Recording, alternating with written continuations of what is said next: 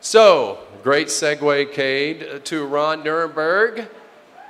Our next speaker just happened to be the deputy campaign manager for Ron Nierenberg, and she just recently arrived because today was the day that he was sworn in. They had an event down on the river, and she made it just in time. Ladies and gentlemen, Juany Torres. Let's hear it for her.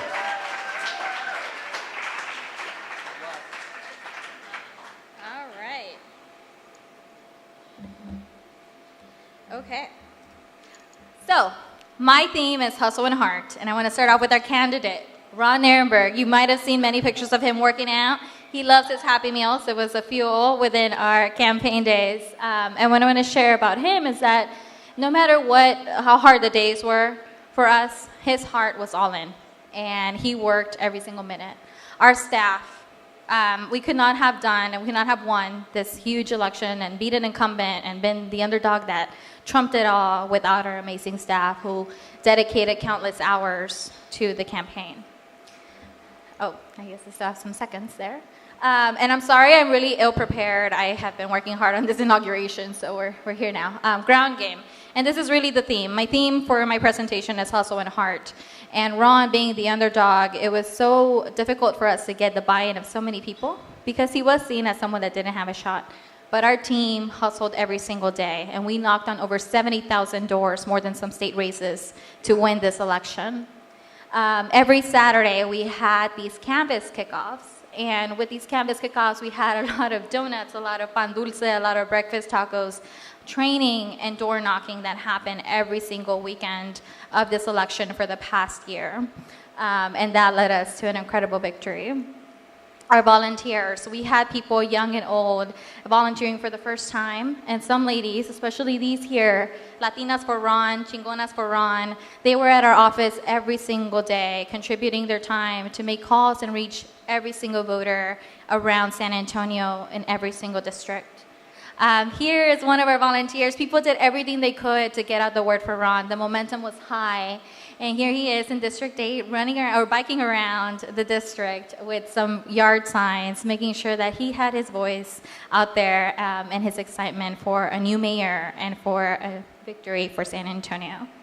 And then, of course, our candidate. And our candidate knocked almost every day. As a sitting councilman, as a dad, he still made time to reach as many voters as he could, even to the point where he lost many shoes.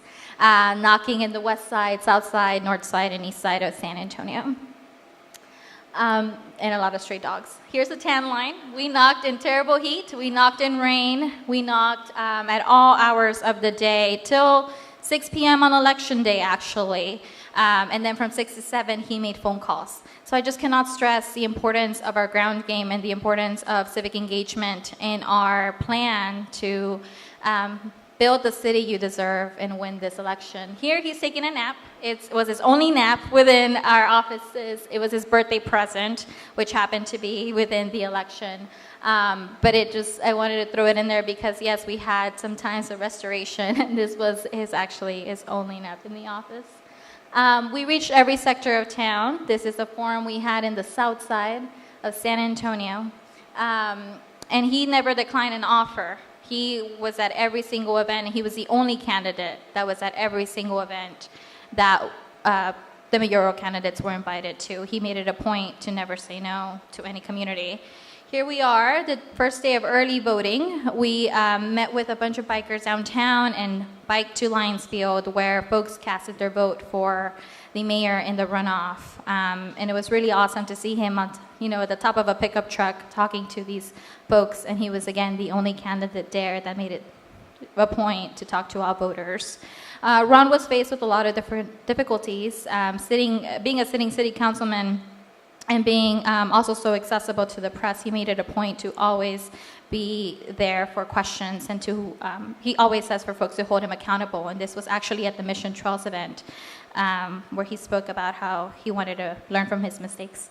This is us eating some Whataburger, refueling before our Facebook Lives. His approachability and making sure he was accessible to all voters was really important. And so we often spent Thursday nights really late at the office fueling up before Facebook Live, which was a great way for him to reach all sectors of San Antonio. And speaking of reaching all folks, he made it a point to never take anyone for granted. And these were some kids during Fiesta who were super stoked about him, probably because of the parents. This was in the King William area. But he made it a point to always feature and listen to all folks, regardless if they could vote for him or not. And then yet he was also stopped everywhere we went. It was always a hassle to get him out of places. And this was actually in a quick pit stop before we went back to knocking on doors at HEB. And this woman was like, Mr. Mayor, let's take a selfie. So it was a really sweet moment within the campaign of realizing the momentum was growing and that people all over the city were excited for the new mayor, or the potential of a new mayor. Here is little Joe in the south side of San Antonio. Again, we left no turf untouched. And Ron was so great about making sure that every person felt valued and felt that he was there for them, even dancing with some of our awesome ladies in the south side.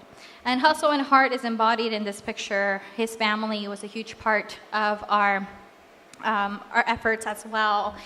Erica and Jonah, who were, are the heart of him and everything he does, were also a big part of our campaigning and knocking on doors themselves with him and without him during the trail.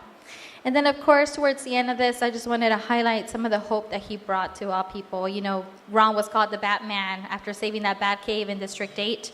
And within the campaign, he did so much to continue to help inspire folks. And this little Batman boy saw him, or we were knocking on his dad's door, and that was the day before.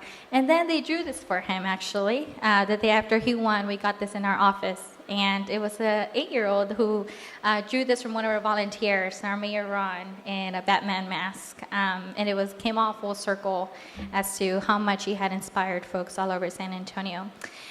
And now here we are, and it's Inauguration Day, and he has taken the oath, and he is, this is a picture I took of him going up in City Hall, and we're ready to deliver the city we all deserve, and working hard to keep him accountable and continue to deliver on all the promises we had, and continue the ground game and the increase of civic engagement, because that's truly how we won. So, thank you.